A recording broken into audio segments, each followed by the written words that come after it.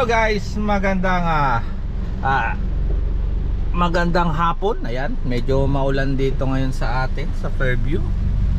Medyo maulan. Ayan. Meron tayo ditong unit na Honda City. Ang problema naman ito guys is nagkakaroon ng jerking. Ayan. May jerking pagka tumatakbo na.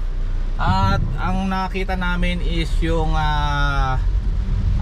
ignition coil na tatlo. So maglo-low power talaga siya pagka gano'n nakarami yung ignition coil na may diferensya, may talon na kuryente.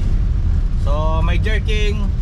Pag na-encounter kayo nito, may jerking. Tapos minsan naglo-low power na, talagang wala talagang hatak. Then sudden stop.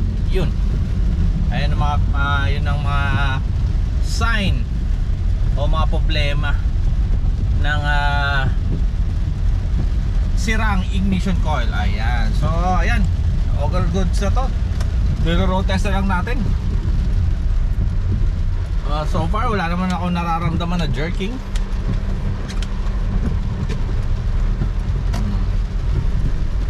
Kahapon pinatayan ako dito 3 beses. Ngayon okay na.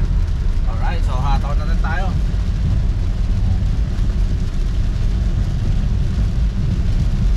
Walang jerking yan guys. All goods.